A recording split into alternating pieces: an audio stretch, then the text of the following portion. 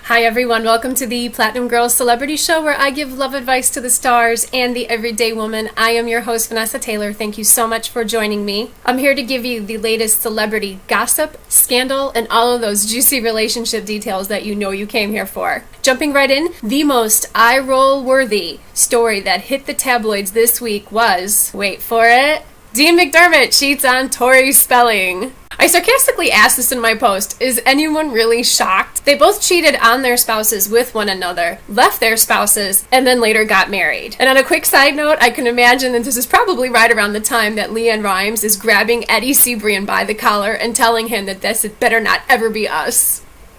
But in all seriousness, I talked about in my post about why a woman should never believe a married man who sniffles and says, "My wife won't sleep with me," because every married man uses that line. But what I want to cover here is why Tori really needs to leave Dean. I read a tabloid article that she's making his life hell at home right now. And that's all well and good, but he cheated on her, so the marriage is done. I know that they have 4 children together and they're having a lot of financial problems. Hopefully she's not thinking that because they both cheated that this is some karma that she has to live out. And this is a point for other women too. Don't make excuses that because maybe you behaved badly at one point that it gives a man license to treat you just any old way. It doesn't. And this is the same advice that I gave to Kristen Stewart, who supposedly had that friends with benefits thing going on with Robert Pattinson. All in all, a man who does not treat you well is a man that you do not want to be near. For the sake of your self-respect, walk away from the relationship with all of the dignity that you can muster. But I want your opinions on Tori and Dean, so I put up a poll on my website where you can predict whether she's still going to stay with him even after he's cheated. I will let you know the poll results next week and what my 2 cents are on whether they're going to stick together.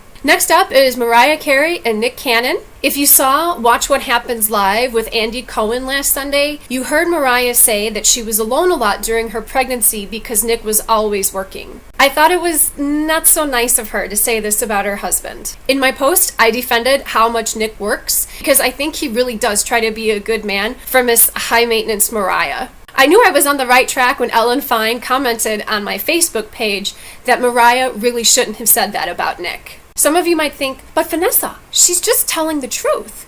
Yeah, okay. But it made Nick sound like he was a jerk. Or at least she tried to. I don't know if anybody really believed her. I also read from other people who commented that Nick did try to do everything that he possibly could while he was away. Mariah, gotta say you were wrong on this one, and I hope you never make that mistake again. I believe that Nick really loves you and he isn't just there for your money. The crux of the issue is this. When you're married, you need to present a united front. If you're secretly annoyed that your husband works too much, you tell him that when you're alone. You don't voice your annoyance with him to your neighbors, who can then go gossip and cluck their tongues, wondering whether divorce is imminent for you two. It isn't cool at all to do to your husband. You can divorce him if you're that fed up, but never speak poorly of him in public for no other reason than you wouldn't want it done to you. Finally, I want to say a quick congratulations to Gabrielle Union and Dwayne on their engagement. Some of you might recall that I wrote a post about how Gabrielle was really hard on herself at one point about how her previous marriage ended in divorce. What I like about their story, for women especially, is to never give up. You might leave a bad relationship or a marriage bitter about men, love, all of it. In the end though, I really believe that all of us love being in love. And it's nice to see that she's giving it another chance to make it work. This is why it's important to keep dating and to keep an open mind. It's just like Zoe Saldana said that you never know if love is right around the next corner. I want to touch base really quickly about last week's prediction. If you tuned in last week, you remember I said that Norman Reedus' new sweetie, Cecilia Singley, try to say that 10 times fast, that Cecilia shouldn't be too excited about him just yet. Lo and behold, we didn't see them together all week last week, but the verdict is still out, so I'll keep everyone posted. Now for the advice that's just for you. I'm a dating coach who teaches the book The Rules, Time-Tested Secrets for Capturing the Heart of Mr. Right by Ellen Fine and Sherry Schneider. With the new year just around the corner, I want to invite you all to the 2nd annual Say Goodbye to My Ex pledge. I started this last year with Evelyn Lozada when I told her to cut off all communication with her worthless ex, Chad Ochocinco Johnson. Of course, the pledge ties into the new year because everyone's making resolutions, and not talking to an ex in the new year is definitely a resolution that you should keep. This also relates to the rules because Ellen and Sherry are adamant that you not look back on an ex, especially if he dumped you. Now, before you take the pledge, you gotta be serious. This isn't for the faint of heart. One woman took the pledge last year and she broke right around the end of January because her ex's dog died. Well, I agree that that was very sad. Doggy died.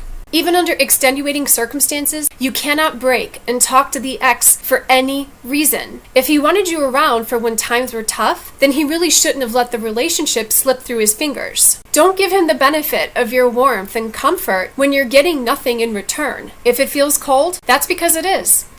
Oh well. So the goodbye to my ex 2014 pledge goes like this. It's very simple. You just repeat after me. I deserve the best relationship that I can have. I pledge not to talk to my ex in 2014 for any reason. If he texts, I will delete it without responding. If he calls, I will not answer. He will have no communication from me. I will not become weak because a couple of months have gone by and I've not met anyone new. Taking this pledge will show me that I can keep my word to myself and provide hope for those who are enduring the same pain. Love. I'm going to end here, but first I want to wish you all a very happy new year. You can keep up with my blog during the week at platinumgirlscelebrityblog.com. Make sure to check out Ellen Fine and Sherry Schneider's latest book, Not Your Mother's Rules. Makes a great gift for that girlfriend who's having a troubled relationship. And then also my book, Text Love.Power, where I answer the top 20 most commonly asked questions about texting and dating with men. Finally, I hope that you enjoyed this video. If you liked it, please give it a thumbs up. And if you really like it, I hope that you can share it. Thank you for watching. And once again, I am your host, Vanessa Taylor, saying goodbye to you from the sunny city of Angels just outside of Tinseltown. Bye, everyone.